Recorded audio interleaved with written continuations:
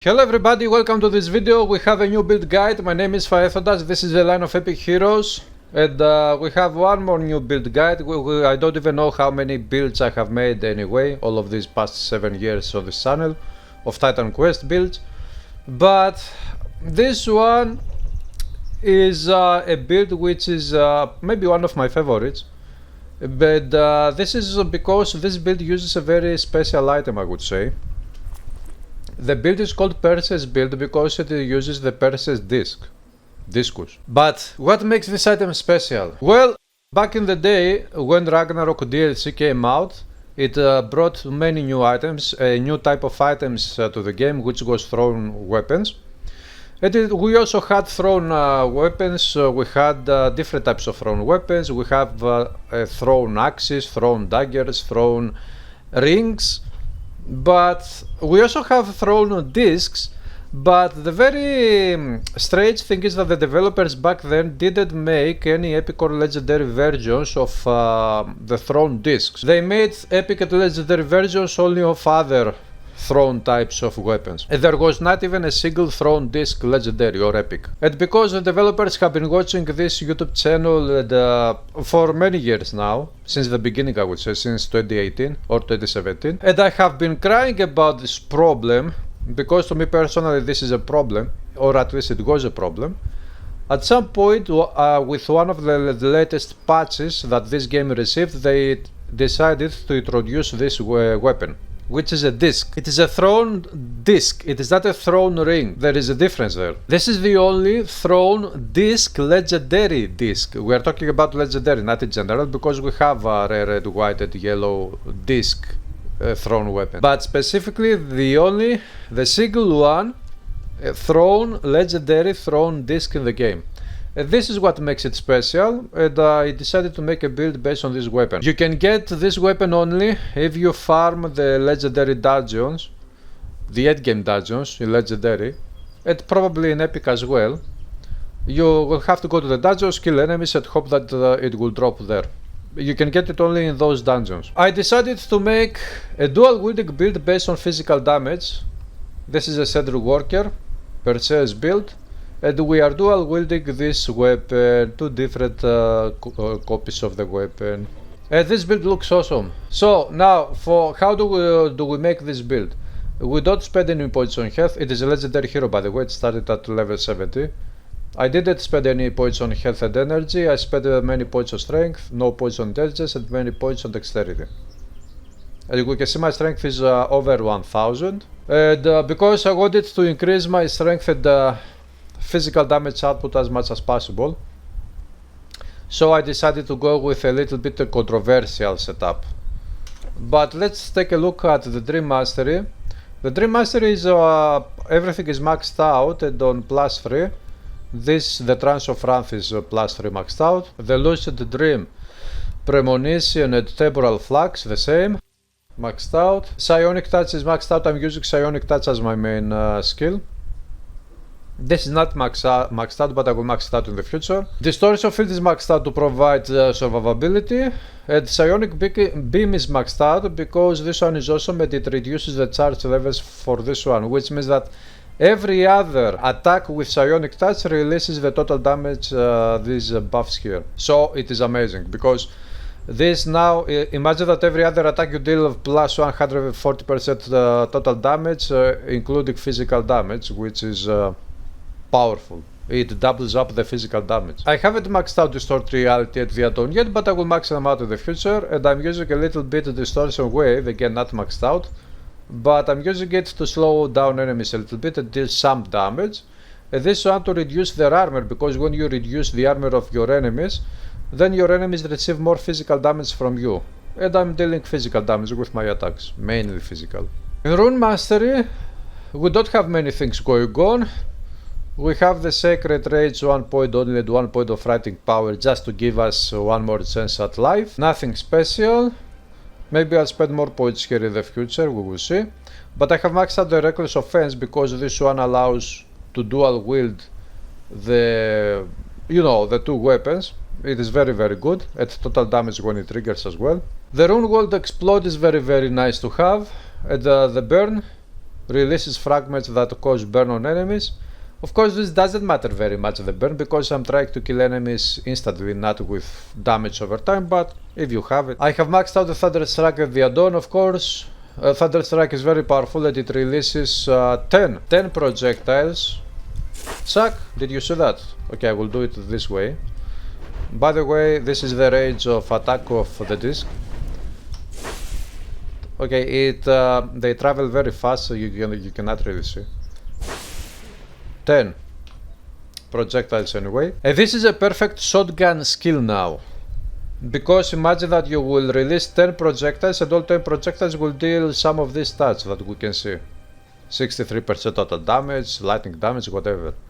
And what if all 10 projectiles hit a specific enemy, a single enemy? They will destroy the enemy. We have the Rune of Life maxed out because it is very, very awesome. It provides survivability, movement speed, and strength buffs that we want. And the main goal, because this is great, you put this one down, enemies stay behind the wall and they hit the wall and you shoot them down. So for strategic reasons, gameplay strategic reasons. And as you can see, this build is very fun. Although it doesn't have the best survivability out there, we can see the resistances are not the best, but anyway, let's activate the 2 skills that provide resistances and whatever. So we have minus, minus, minus, minus. This is good. This is super bad. Minus. But at least we have good physical resisted armor and good vitality resist. Now, how do we deal with this problem? First of all, we put down this one. It distracts enemies and from a safe distance we shoot them down. Then we have this artifact which provides the skill rejuvenation, and when your health goes very down, very low, then this one triggers and it restores your life totally. It also helps to keep you alive. And then, as we said before, we have this one. When this triggers, it provides damage absorption, and damage absorption provides damage mitigation for all types of damage. So, with all of these things, we try to stay alive. Now, for the items, what I did was, of course, to equip 2 times a different copy of PERSEUS Discus. This one is mainly physical damage, but we also have some other buffs, 5% chance of bleeding damage, reduction to enemy's health, attack damage convert to health. When you have these low chances, it is a very good thing for those proc stats to trigger. It is a very good thing to have high attack speed, the highest you can have possible. But when you are dual wielding thrown weapons or melee weapons, specifically thrown weapons, the attack speed cap is 141%. With melee weapons it goes up to 200% as far as I remember. But with thrown weapons it is 141%. This one has some other stats. 40% damage to undead is very, very interesting, and some other stats that we do not utilize, like defense mastery skills and onslaught. I'm not using those skills from those masteries, and it has some very nice stats. But I decided to go with this build, which, truth be told, it is a reckless build. Now, for the other items, I decided to go with the full set of the Conqueror's Panoply, because this one provides physical damage buffs and strength buffs on the items. This one provides plus 45 strength, 900 health. Very good and very good defensive ability buffs, health buffs, bleeding resist. The set. This one provides 52 strength. This one provides physical damage and attack speed and health. This one provides lots of defensive ability and pierce resistance and movement speed. It is a reckless build, but I don't care, it is a super fun build to play. Now here we have the Amulet of Morpheus. I'm using this one because it provides plus 3 to all skills in Dream Mastery mainly, and I need this one because I need the Psionic Beam. As I said before, the Psionic Beam provides the -2 charge levels at level 9. It actually provides this stat at level 8, but I have that one that provides plus 3, so I'm at level 9. This one makes your attacks to trigger much more frequently these buffs from this skill. It doubles up your damage output, effectively. Last but not least, we have the Alki Ring 2 times. Why 2 times? Because, as I said before, I wanted to get as much strength as possible, the physical damage output. So strength increases physical damage as well, and this is how we have 1229. Let's not forget that we also get the strength from this skill, Rune of Life, 10% strength. So, these are the items, legendary builds. Reckless build but super fun to play. These are the secondary resistances. Defensive ability is perfect. Offensive ability is useless because it works only with melee weapons, not with any other type of weapons. Movement speed is almost perfect. Casting speed is not perfect, but it is okay for this build. But it is not very good, it is just okay. Chance to avoid projectiles. And I have played a little bit, I have died 5 times, but I'm kicking gas with this build usually. The physical damage with buffs that we get is plus 200% physical damage. And we have the multipliers for spell and weapon. These come with formulas within the game that calculate how much damage you deal to spells and how much damage you deal with weapon attacks based on strength. Let's kill a couple of enemies here for you to see some gameplay. Although I have made a live stream, I think, of this build.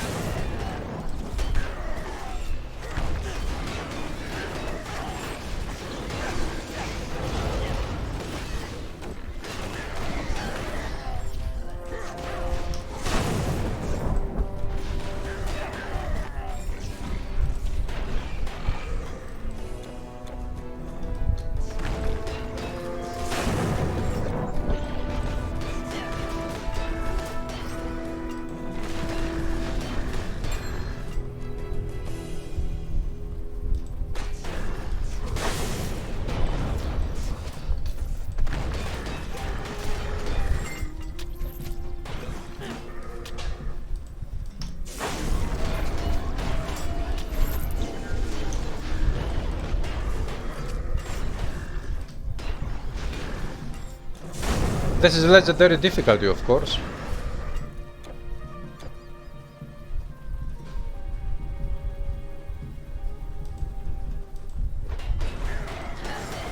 Killing some cedars.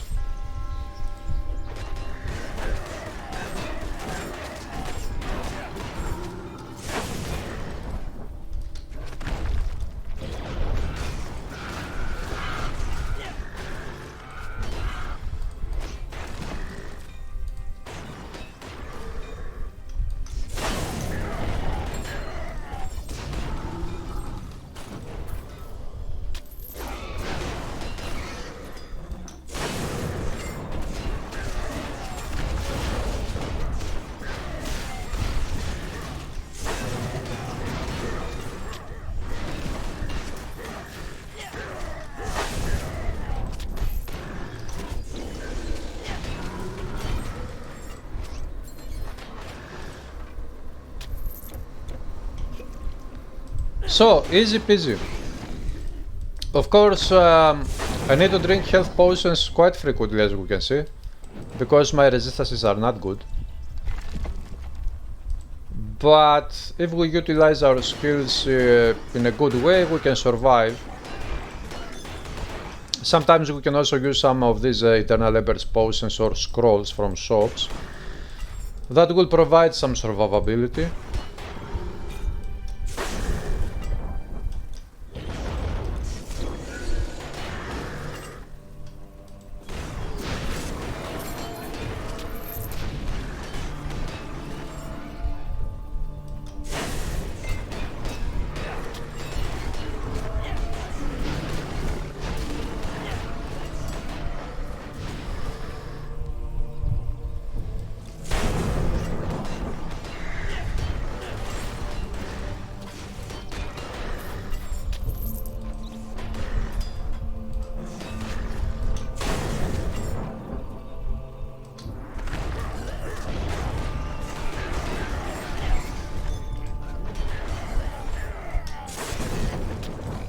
That poor boar, it received at least 5 of my projectiles.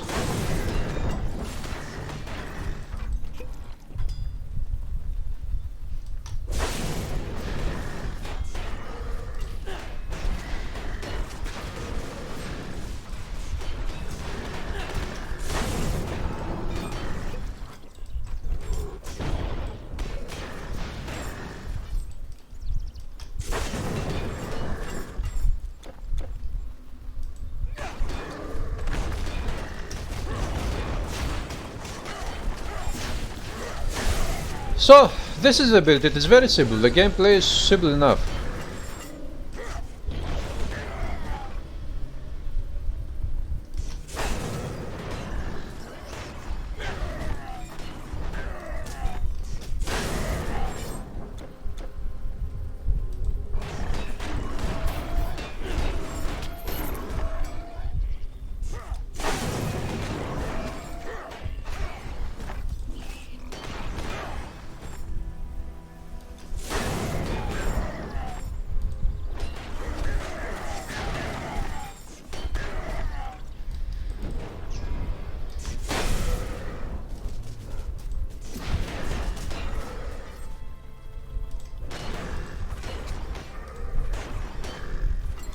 Nice. We are almost at Athens. Once again.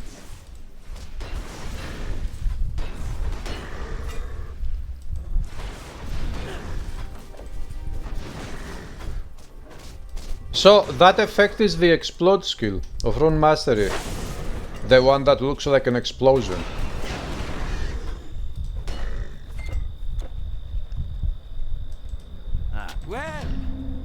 So guys, this is the build. This is the PERSEUS build. I also like how he is running with like this. This is the PERSEUS build. Although the build is reckless, it can die quite easily, especially from higher level enemies later in the game. It doesn't matter because it is very fun and it looks awesome as well. So I decided to make it this way. But of course you can make many different builds with this item, with a thrown weapon. So thanks for watching this video. Remember to subscribe to this channel if you like what you said you haven't done so yet. Hit the like button to support the video. And leave a comment below if you have anything to say. And I will see you very soon again with many more videos and live streams. Have a great day.